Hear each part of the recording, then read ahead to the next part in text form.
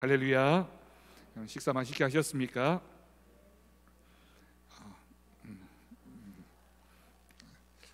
맛있게 하신 분들이 더 많은 것 같습니다. 잠이 오실 것 같아서 제가 재미난 얘기 하나 해드리겠습니다. 이번에 제가 휴가 때 일본을 갔습니다. 북해도라고 우리나라 북한보다 조금 더 높은 곳에 있는 곳에 가면 조금 더 시원하지 않을까라는 생각으로 갔는데 안 시원했습니다. 몇 년 전부터 전 세계가 지금 기후 변화로 인해서 원래 같으면 가을 날씨쯤 돼야 되는데 거기도 마찬가지로 굉장히 더웠습니다. 가족들이 이제 호텔에서 이제 방을 잡고 이곳저곳 돌아다니고 여행도 하고 했는데, 그 호텔에 일본에 가면 온천이 유명하잖아요. 온천을 특별하게 가진 않고 호텔에 있는 이제 목욕탕이 있어가지고 거기를 갔습니다. 저 혼자 남자기 때문에 저희 집은 이제 남탕 여탕 나누어서 이제 갔죠. 저 혼자 남탕에 들어갔는데 저하고 일본 사람 한 명하고 두 명이 이제 목욕탕에 있었습니다. 탕 속에 들어가서 하루 종일 돌아다녔으니까 힘들어서 이렇게 앉아 있는데 청소하는 분이 들어오는 겁니다. 청소하는 분이 들어와서 이렇게 엎어놓은 바가지도 뒤집고 이렇게 청소도 하고 쓰레기도 버리고 이러시는데 조금 이상해요. 청소하시는 분이. 저하고 이제 두 명이 있었는데 저는 이제 탕 안에 있었고 이 남자분은 이제 나가서 이렇게 사우나도 들어갔다 나오고 샤워도 하고 이러는데, 청소하는 분이 제가 볼 때 아무래도 좀 이상한 겁니다. 아무래도 좀 이상해서 유심히 봤죠. 머리카락이 되게 길어요. 그리고 왠지 남자 같지가 않아요. 그래가지고 제가 깜짝 놀라서 더 자세히 보니까 저보다 나이가 조금 비슷하거나 조금 많을까요? 여자분이 들어와서 우리는 다 알몸으로 벗고 있는데 돌아다니면서 막 청소를 하시는 겁니다. 그것도 빨리도 안 나가요. 이렇게 빨리 하고 나가면 좋을 텐데 제가 탕 속에 있었는데 못 나오고 엄청 힘들었습니다. 제가 원래 탕 안에 오래 들어가 있는 사람이 아닌데 원래는 잠깐 들어왔다가 나가려고 했는데 밖에 여자가 있는데 어떻게 나가겠습니까? 그런데 일본 남자분은 그냥 잘 돌아다녀요. 이렇게 돌아다니고 그 여자분은 청소도 하고.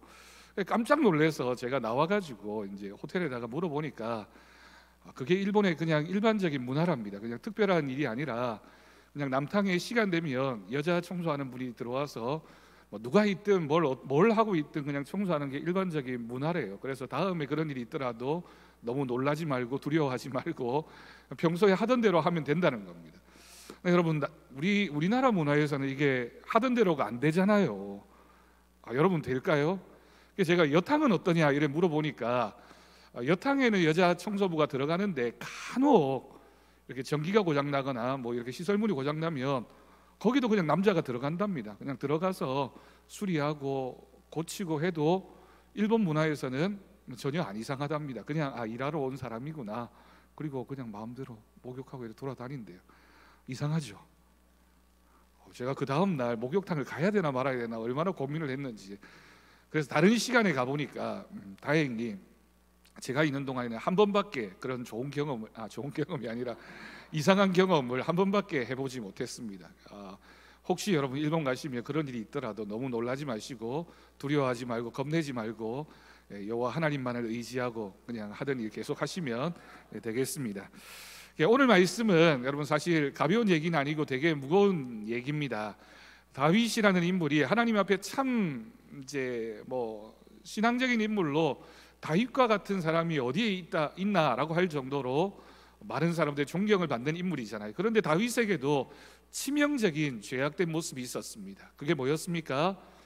자신의 아끼는 장수였던 우리야라고 하는 그 장군의 아내를 자신이 취한 거였죠. 그게 하나님 보시기에 굉장히 악한 일이었던 겁니다. 물론 회개했고 용서도 받았습니다. 하지만 죄는 그 죄에 대한 대가는 반드시 있게 마련입니다. 그래서 다윗 집안에 그 이후에 안 좋은 일이 일어나게 되죠. 밧세바와 사이에 낳은 아들이 죽기도 하고 등등이 있었는데, 그 일 이후에 치명적인 다윗의 인생에 있어서 정말 부끄럽고 정말 다시는 경험하고 싶지 않은 일이 일어나게 됩니다. 그 내용이 오늘 본문의 내용이 되겠습니다. 자, 받으신 유인물을 봅니다. 목욕탕만 자꾸 생각하지 마시고 목사님이 어땠을까 이렇게 상상도 하지 마시고 그냥 오늘 말씀에 집중하셔야 됩니다. 1번 질문입니다. 다윗의 집에 계속되는 재앙은 무엇인가? 이 소식을 들은 다윗의 마음이 어떠했을까? 여러분 13장 21절, 30절, 31절 그리고 14장 24절 등등을 보면 이런 내용입니다. 다윗의 집에 계속되는 재앙이 있었죠. 그러면 사무엘하 12장 10절을 보면 하나님이 보내신 나단 선지자가 다윗을 찾아왔고요, 밧세바 사건 이후에 다윗의 집에 이런 일이 있을 것이다라는 하나님의 심판의 선언이 있습니다. 그 핵심적인 내용이 뭐냐면 12장 10절을 보면 이제 칼이 내 집에서 영원토록 떠나지 않을 것이다. 여러분 다윗이 원래 장군이었고요, 전쟁터에서 굉장히 백성들의 인기를 얻어서 왕이 된 인물입니다. 하지만 하나님이 내리신 심판은 너무나 가혹했습니다. 이제 칼이 내 집에서 영원토록 떠나지 않을 것이다. 그 결과가 이제 쭉 나옵니다. 살펴보겠습니다. 사무엘하 13장 14절을 보면 암논이라고 하는 다윗의 아들이 범죄하게 됩니다. 어떤 범죄를 했습니까? 다윗의 장남이었던 암논이 자신의 이복 누이였던 다말이라고 하는 여인을 이제 온의 사이죠, 욕보이는 일이 벌어지게 되었습니다. 그 일로 끝난 것이 아니라 또 더 끔찍한 일이 벌어지게 되죠. 13장 28절과 29절을 보면 그렇게 욕을 당한 다말의 친오빠였던 압살롬이 복수하는 마음을 가지고 자신의 형이었던 다윗의 첫 번째 아들 장남 암논을 죽이게 됩니다. 동생이 형을 죽이는 일이 다윗의 집안에 일어나게 되었다라고 하는 거죠. 또 그 일로 끝이 안 납니다. 13장 34절에서 38절까지를 보면 가족이 이제 둘로 나누어지게 됩니다.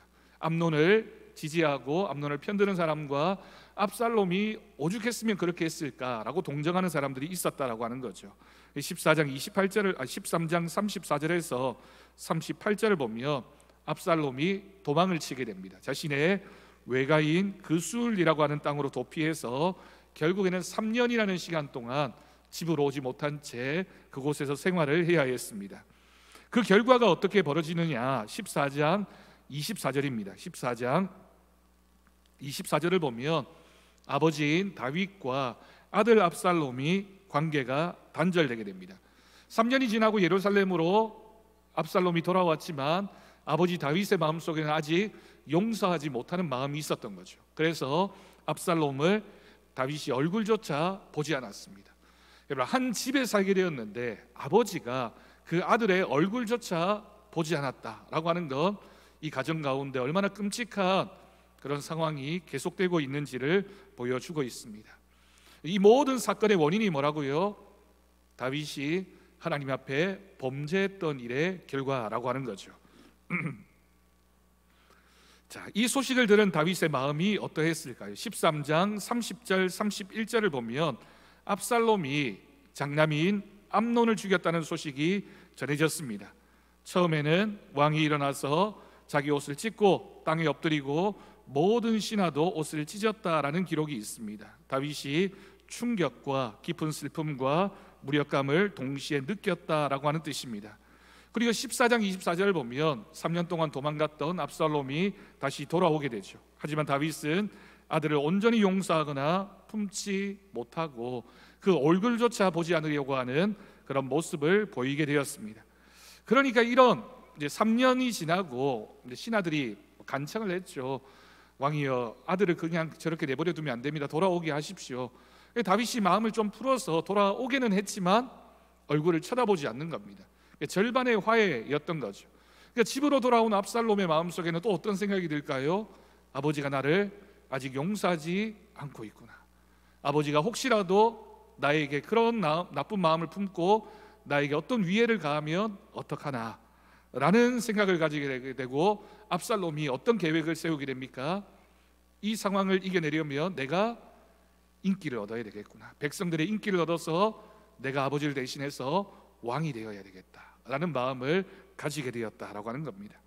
다윗의 집에 처음 시작되어진 이 죄악의 씨앗이 이런 무서운 결과들을 만들어내면서 압살롬이 이제 아버지를 몰아내고 내가 이스라엘의 왕이 되어야 되겠다라는 생각에까지 이르게 되었습니다. 2번을 봅니다. 압살롬은 성문에 서서 이스라엘 사람들의 마음을 사로잡기 위해서 4년 동안, 참 치밀한 사람이네요, 그죠? 한 번에 자신의 계획을 이루려고 한 것이 아니라 4년 동안 어떻게 하였는가? 그러면 첫 번째는 15장 1절을 보면 외형적으로 자신을 높이게 됩니다. 압살롬은 병거와 말들을 준비했고요, 그 앞에 호위병 50명을 세워놓고 자신이 당당하게 그 성문 앞에 서 있는 겁니다. 자신이 왕자임을 과시하고 내가 얼마나 대단한 사람인지, 그리고 내가 얼마나 뛰어나고 잘난 사람인지를 보여주었다라고 하는 겁니다. 그러니 그 성문을 드나들던 백성들의 눈에는 압살롬이라고 하는 왕자가 대단해 보였고요, 저 정도라면 왕이 될 만한 사람이다 라고 하는 마음을 품게 되었다라고 하는 겁니다. 그리고 두 번째는 15장 2절을 봅니다. 백성들의 사정을 적극적으로 들어주게 됩니다. 여러분, 그 당시에는 이스라엘 각 지파에서 재판이나 문제를 해결하기 위해서는 예루살렘으로 와서 재판을 하게 됩니다. 많은 재판관들이 있었지만 최종적인 판결은 누가 할까요?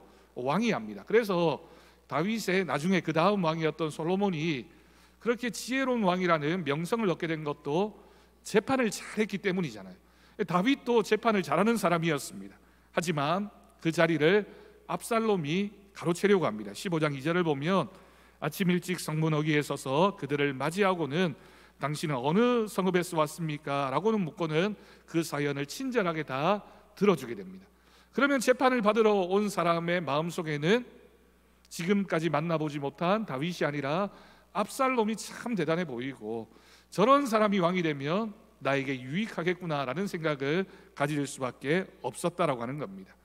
여기서 한 걸음 더 나아갑니다. 세 번째 단계는 왕의 재판 제도에 불만을 만들어냅니다. 15장 3절을 보면 압살롬은 상대방이 말하는 송사나 억울한 일을 다 들은 다음에 당신의 말이 옳고 옳으나 왕께서 당신을 들을 사람을 세우지 않았다. 그러니까 다윗 왕이 당신이 이렇게 억울한데도 불구하고 당신의 억울함을 풀어줄 만한 제도나 그런 시스템을 만들지 않았으니 이 나라가 이렇게 잘못된 건 이런 부족한 사람이 왕이기 때문이다. 내가 왕이 된다면 더 나라를 잘 다스릴 텐데 라는 말을 은연중에 많은 사람들에게 들려주었던 것입니다. 그래서 네 번째로 자신이 재판관이 되면 잘 해결해 주겠다라고 약속을 했고요, 15장 4절에 나와 있습니다. 그리고 15장 5절을 보면 겸손과 친근함으로 마음을 사로잡았습니다. 압살롬이 얼마나 그런 태도를 보였는지, 누가 자신의 억울한 일을 들어주게 되면 당연히 압살롬에게 절하려고 하지 않겠습니까? 인사하려고 하면 압살롬은 손을 내밀어 붙잡고 자신이 먼저 겸손하게 입을 맞추었던 겁니다. 그러니 백성들의 눈에는 너무나 겸손하고 자신의 억울함도 잘 풀어주고 또 재판에 대한 해박한 그런 이해도 가지고 있는 압살롬이 좋게 보일 수밖에 없었던 겁니다.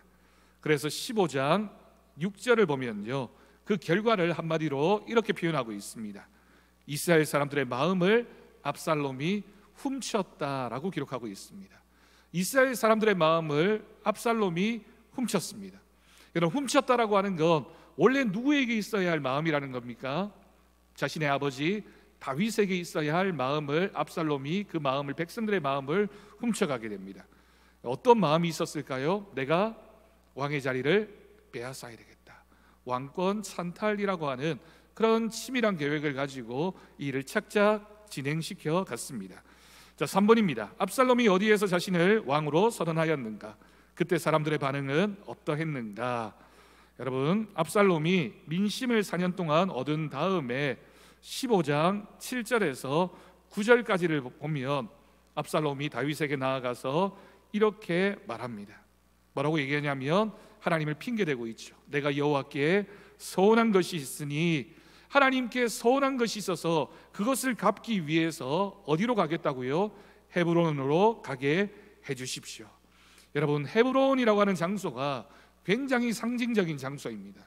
사울 왕가가 무너진 다음에 유다 지파 사람이었던 다윗이 처음으로 유다의 왕으로 기름 부음을 받았던 장소가 헤브론이었기 때문입니다. 사무엘하 2장 1절에서 4절까지를 보면 기록되어져 있습니다.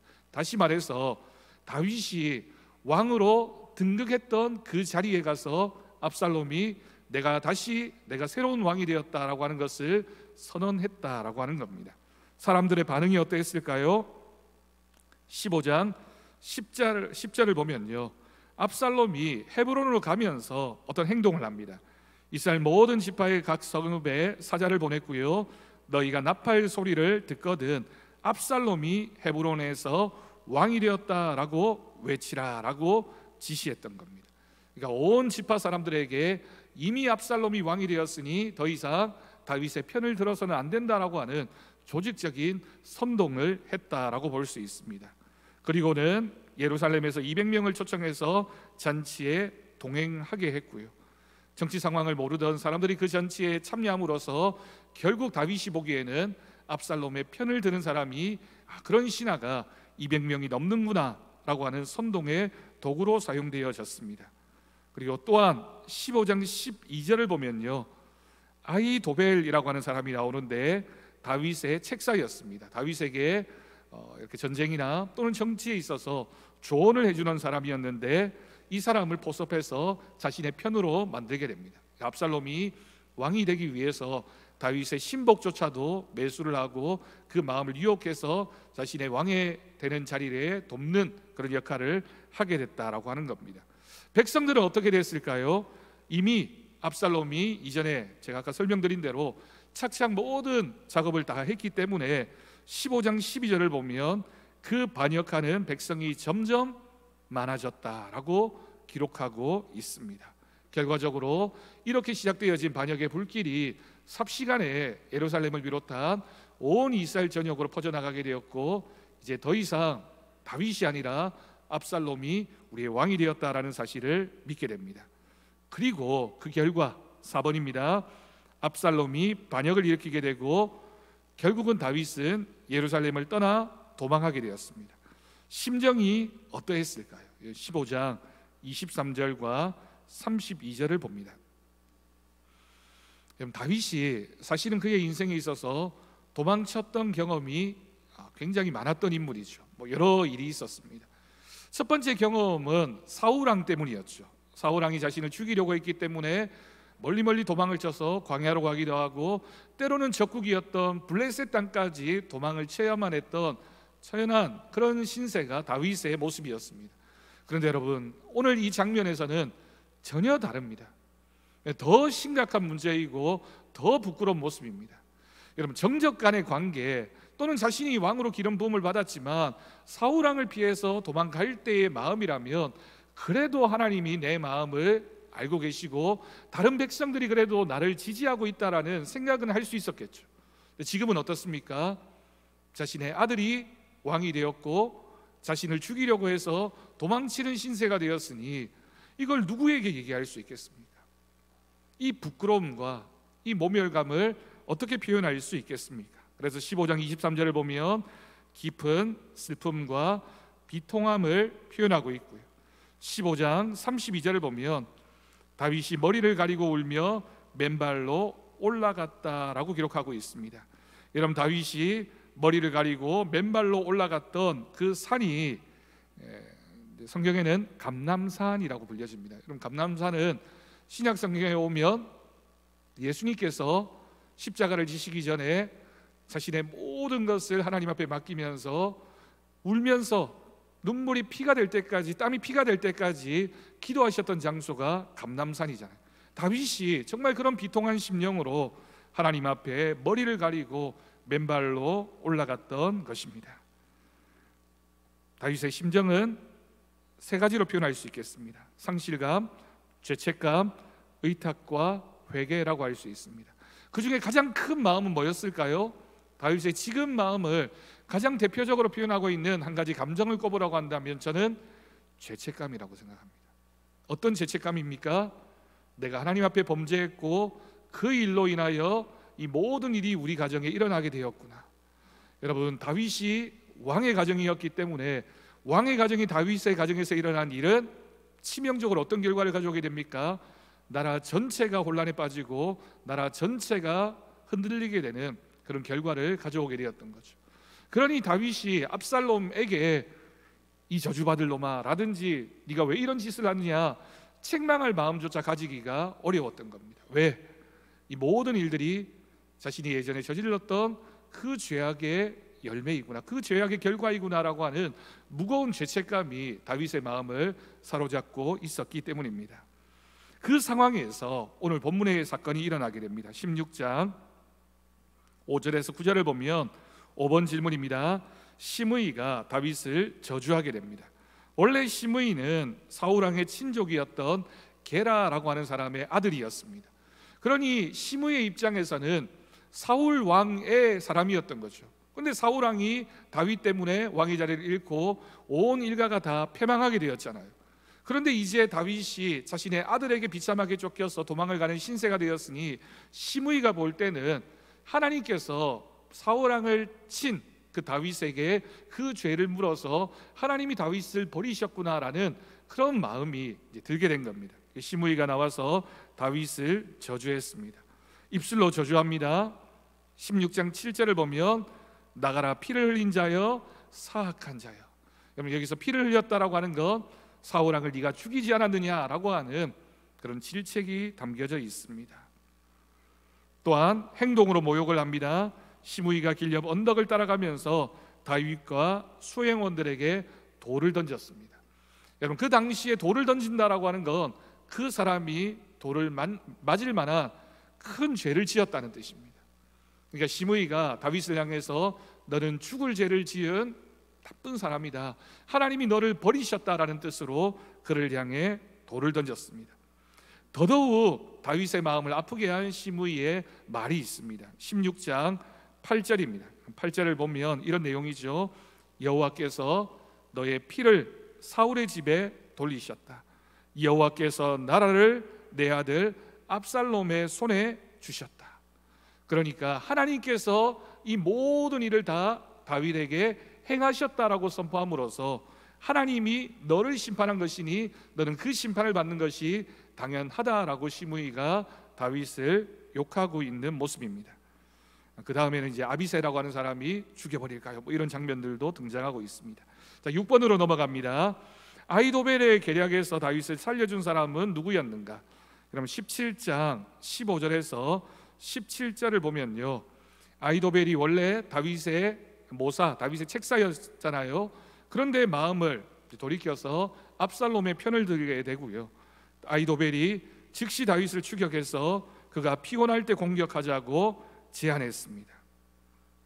하지만 다윗의 친구 후세는 이 계략이 위험하다고 지적했고요, 오히려 군대를 모두 모아서 큰 전투를 벌이자고 말하게 됩니다. 그래서 아히도벨은 지금 당장 쫓아가자라고 했지만 후세를 통해서 이 계획이 잠깐 유보되어지고 결국은 다윗은 안전하게 도망칠 수 있었습니다. 다윗을 살린 사람들이 있었죠. 후세가 사독과 아비아달이라고 하는 두 제사장에게 사람을 보내서 다윗이 빨리 요단강을 건너서 피하라고 전하게 되었고, 그 소식을 듣고 다윗이 얼른 피했기 때문에 이와 같은 죽음에서 벗어날 수 있었습니다. 자, 7번입니다. 그랬던 압살롬이 최후를 맞이하게 됩니다. 18장의 내용을 보면요, 이제 전투가 에브라임이라고 하는 숲에서 벌어졌습니다. 압살롬이 온 군대를 모아서 다윗의 뒤를 쫓았고, 다윗을 지지하고 있던 사람들은 다윗 편에 서서 이 에브라임 숲에서 전쟁이 일어나게 된 겁니다. 여러분 이런 전쟁을 무슨 전쟁이라고 합니까? 내전이라고 합니다. 여러분 세상에 우리가 세계사에서든지 역사에서 전쟁 중에 제일 무섭고 치열하고 제일 잔인한 전쟁이 내전이라고 하잖아요. 왜냐하면 내전이 일어나게 되면 한 민족이 같은 민족끼리 싸우게 되고요, 한 집안에서 싸우는 일도 벌어지고요, 또 한 가정이 분열되어지는 일도 생겨날 수밖에 없습니다. 정치적으로 생각이 달라서 또는 여러 가지 이익관계 때문에 가정과 사회와 나라가 깨어지는 일이 내전이었기 때문입니다. 우리도 여러분 내전을 경험해 봤잖아요. 6.25 전쟁이라는 전쟁 경험을 통해서 지금까지도 남과 북이 갈등하고 있고, 한 가족이었던 사람들이 이산의 아픔을 통해서 지금도 만나지 못하고 지금도 흩어져 있는 가족들이 많이 있다라고 하는 것을 알 수 있습니다. 하지만 결국에는 이 전쟁에서 압살롬을 중심으로 했던 이스라엘 군이 크게 패하게 되고, 그날 죽은 자가 2만 명에 달했다라고 18장 7절에 기록하고 있습니다. 여러분, 아버지와 아들의 갈등 때문에 그 전쟁의 결과 이스라엘 쪽에 군사가 몇 명 죽었다고요? 2만 명이 죽었습니다. 여러분, 끔찍하지 않습니까? 두 사람의 갈등, 두 사람의 문제 때문에 2만 명이라고 하는 인원이 죽었습니다. 하나님께서 그럼에도 불구하고 다윗 편에 계셨던 것입니다. 압살롬이 이 전쟁에서 지고 도망을 치게 됩니다. 우리가 잘 알고 있는 것처럼 압살롬이 노새를 타고 도망치다가 큰 상수리 나무 가지에 그의 머리털이 걸리게 되었습니다. 압살롬에게 있어서 머리털은 그가 얼마나 훌륭한 사람인지, 얼마나 잘난 사람인지, 얼마나 내가 능력 있는 사람인지를 보여주는 상징이었거든요. 그 당시에는 남자들도 머리를 많이 길렀나 봅니다. 압살롬이 그 외모, 그 아름다운 머리카락, 또 외모 때문에 백성들의 마음을 다 빼앗아 갔습니다.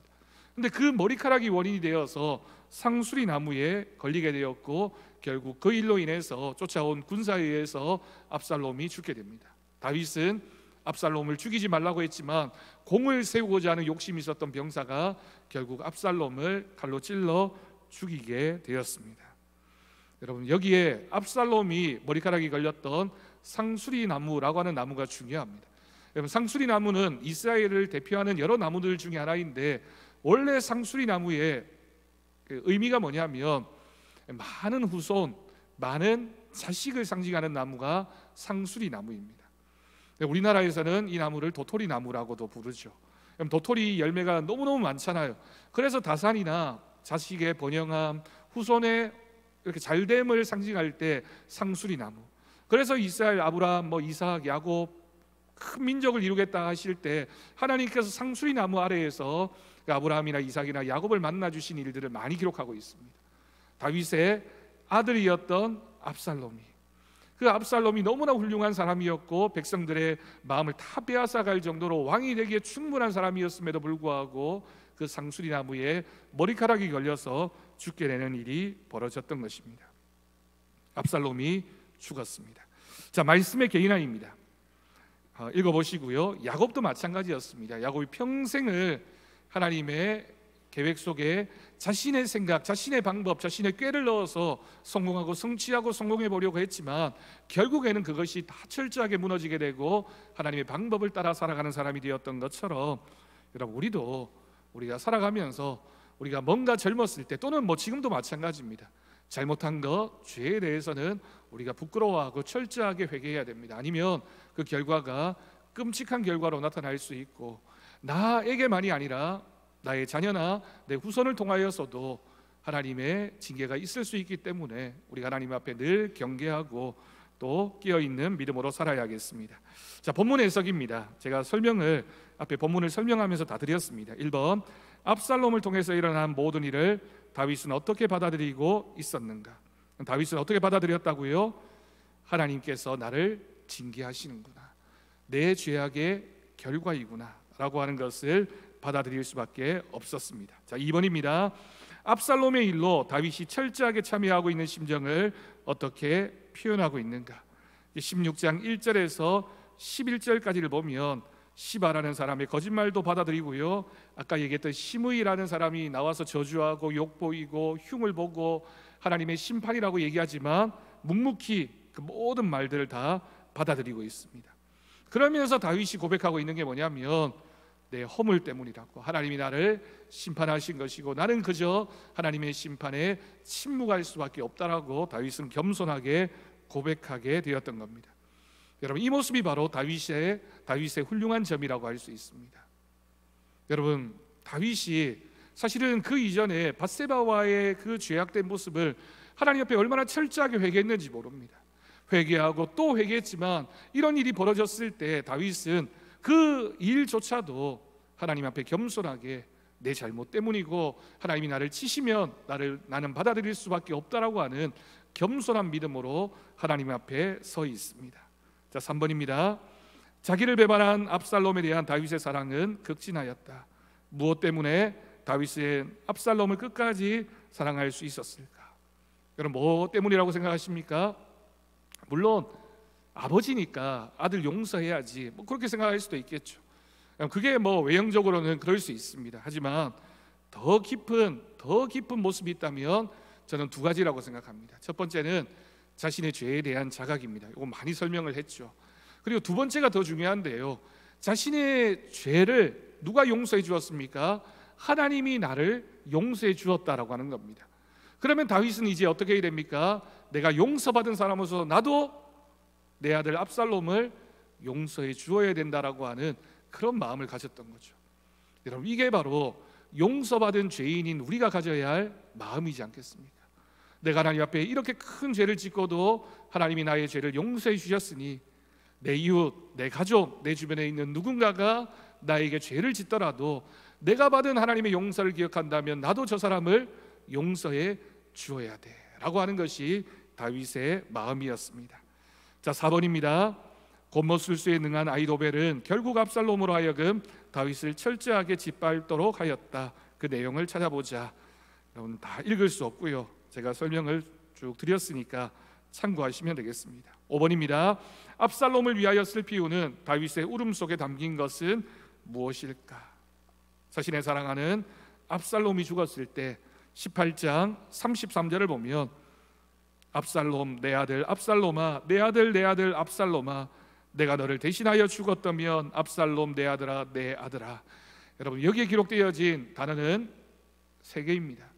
압살롬이라고 하는 이름을 계속해서 부르고 있고요, 압살롬을 향해서 너는 내 아들이라고 부르고 있고요, 또 마지막으로 내가 너를 대신하여 죽었을 것이 나았겠다. 이 말은 거꾸로 얘기하면 압살롬, 네가 내 죄 때문에 죽었구나 라고 하는 그런 아버지의 마음이 여기에 담겨져 있습니다. 다윗의 마음속에는 정말 큰 상실감이 있었을 겁니다. 그리고 슬픔이 있었고, 하나님이 물론 다윗의 왕의 자리는 회복할 수 있었지만 그 회복이라고 하는 왕의 자리의 회복이 아니라 나의 부끄러운 모습이, 이 가족 간의 갈등이 얼마나 이 나라의 치명적인 결과를 가져오게 되었는지를 고백할 수밖에 없었습니다. 자, 마지막 생활의 적용입니다. 죄의 감각이 무뎌진 세상에 우리는 살고 있다. 그리하여 우리들이 하나님에게서 점점 멀어지고 있다. 하나님은 죄는 용서하시되 그 죄로 얻어지는 결과까지를 제거해 주시지는 않는다. 죄가 얼마나 무서운가를 생각해 보자. 그리고 당신이 하나님 앞에 회개할 것은 없는가? 너무 많습니다. 우리가 매일매일 하루를 살아가면서 하나님 앞에 회개해야 되고, 회개가 끝이 아니라 회개한 자의 삶을 또한 살아야 합니다. 내가 하나님 앞에 죄를 구하고 용서받았으면 나도 누군가를 용서하는 삶을 살아야겠습니다. 다른 사람이 나에게 주는 고통을 이길 수 있는 비결은 무엇인가? 16장 10절에 나오는 다윗의 태도에서 우리는 무엇을 배울 수 있는지를 말해보자. 다윗은 자신의 억울함이나 자신의 그런 원통함을 갚지 않았습니다. 왜냐하면 이 모든 일 가운데 하나님께서 개입하고 계시고, 나도 하나님 편에 서 있는 사람이고 하나님이 이 역사의 주인이시니 나는 하나님 앞에 순종할 뿐이라고, 하나님이 어떻게 하시든 그 결과를 받아들이고 있는 다윗의 모습이야말로 오늘을 살아가고 있는 우리가 우리의 삶에서 일어나는 모든 일들 가운데 어떤 믿음을 가지고 살아가야 하는지를 알려주는 귀한 말씀임을 고백합니다. 여러분, 우리도 다윗처럼 이렇게 겸손한 마음으로 또 하나님의 뜻을 이루고자 하는 그런 열심으로 살아갈 수 있기를 축복합니다. 우리 찬송가 259장